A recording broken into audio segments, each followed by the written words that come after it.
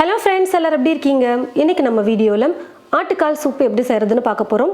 கொஞ்சம் டிஃபரண்டா எல்லா மசாலையும் நம்ம அரைச்சிட்டு ஆட்டுக்கால் சூப் வந்து இன்னைக்கு செய்ய போறோம். இந்த மாதிரி பண்ணும்போது எல்லாருக்கும் ரொம்ப பிடிக்கும். எதையும் வேஸ்ட் பண்ணாம தூக்கி போடாம எல்லாத்தையுமே அப்படியே சேர்த்து குடிக்கும்போது உடம்புக்கு ரொம்பவே ஆரோக்கியமா இருக்கும். கண்டிப்பா இனி எப்பவும் இதே மாதிரி நீங்க செய்யக்கூடிய அளவுக்கு எல்லாருக்கும் பிடிக்கக்கூடிய வகையில இந்த ஆட்டுக்கால் சூப் இருக்கும். வாங்க நல்ல டேஸ்டியா ஆட்டுக்கால் சூப் எப்படி செய்யறதுன்னு பார்க்கலாம். ஒரு மிக்ஸி ஜார் எடுத்துக்கிட்டு அந்த மிக்ஸி ஜாரில் 1.5 டீஸ்பூன் அளவுக்கு மிளகு சேர்த்துக்கிறேன், 1 டீஸ்பூன் சீரகம், 4 பச்சை மிளகாய் எடுத்து வச்சுருக்கேன் அதை சேர்த்துக்கிறேன், கொஞ்சமாக புதினா அதாவது ஒரு அரை கைப்பிடி அளவுக்கு எடுத்துக்கோங்க, அதே அளவுக்கு கொத்தமல்லியும் சேர்த்துக்கிறேன். இப்போ இது எல்லாத்தையும் கொஞ்சமாக தண்ணி சேர்த்து நல்லா நைஸாக அரைச்சி எடுத்துக்கலாம். எல்லாத்தையும் சேர்த்து நல்லா நைஸாக அரைச்சிட்டு ஒரு கப்பில் மாற்றி எடுத்து வச்சுருக்கேன்.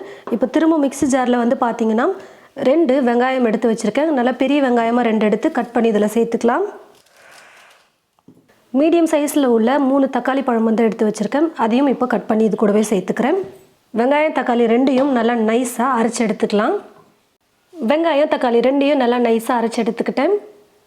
ஸ்டவ் பற்ற வச்சுக்கிட்டு ஸ்டவ் மேலே ஒரு குக்கர் வச்சுருக்கேன். குக்கர் நல்லா சூடேறினதும் எண்ணெய் வந்து சேர்த்துக்கிறேன்.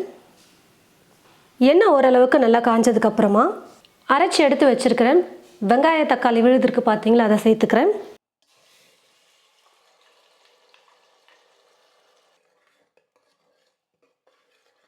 இந்த அளவுக்கு கொஞ்சம் கெட்டியான பதம் வர வரைக்கும் நம்ம வெங்காய தக்காளி விழுது வதக்கினாலே போதும்.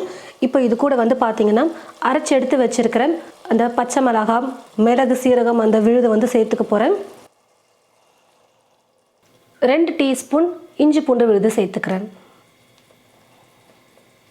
இப்போ இது எல்லாத்தையும் சேர்த்து கொஞ்ச நேரம் நம்ம வதக்கிக்கலாம்.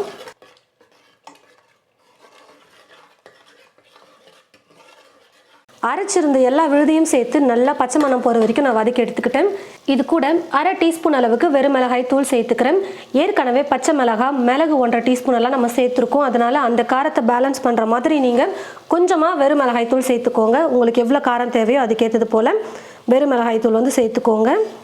1 டீஸ்பூன் மல்லித்தூள், மஞ்சள் தூள் கொஞ்சம் சேர்த்துக்கிறேன், 1/4 டீஸ்பூன் கரம் மசாலா சேர்த்துக்கிறேன்.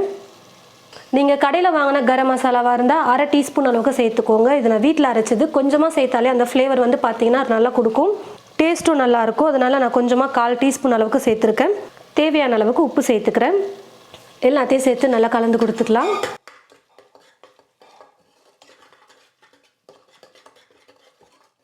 மசாலா எல்லாத்தையும் சேர்த்து நல்லா கலந்து கொடுத்ததுக்கப்புறமா இது கூட ஆட்டுக்கால் வந்து சேர்த்துக்கலாம். நான் வந்து பார்த்தீங்கன்னா ஒரு ஆட்டோடைய கால் வந்து எடுத்து வச்சுருக்கேன், அதாவது 4 கால் வந்து எடுத்து வச்சுருக்கேன். கடையிலே வந்து பார்த்தீங்கன்னா எங்களுக்கு இந்த மாதிரி கட் பண்ணி கொடுத்துட்டாங்க. ரொம்ப கால் வந்து மேலே தீயை வச்சு கொடுத்துருந்தாங்கன்னா லைட்டாக கத்தி வச்சு நீங்கள் சுரண்டி எடுத்துருங்க. தண்ணியில் நல்லா கழுவிட்டு தண்ணி இல்லாமல் வடித்து எடுத்து வச்சுருக்கேன். இப்போ இந்த ஆட்டுக்காலையும் சேர்த்துக்கிறேன்.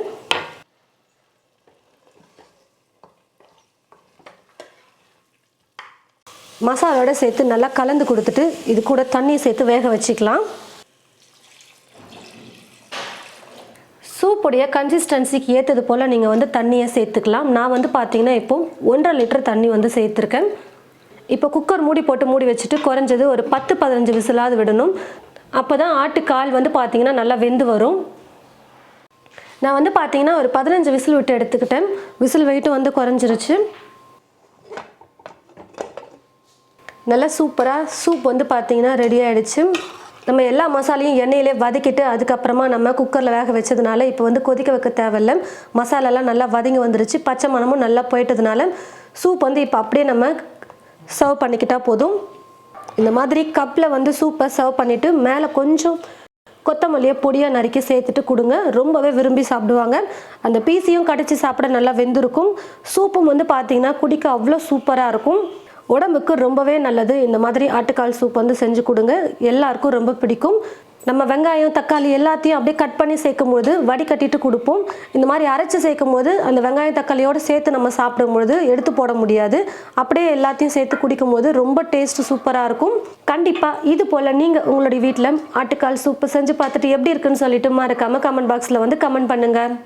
இது போல் நிறைய ரெசிபீஸ் பார்க்க தமிழ் ஃபுட் மசாலா சேனலை மறக்காமல் சப்ஸ்கிரைப் பண்ணிக்கிட்டு கூடவே பக்கத்தில் இருக்கிற பெல் ஐக்கானையும் கிளிக் பண்ணிடுங்க. தேங்க்யூ.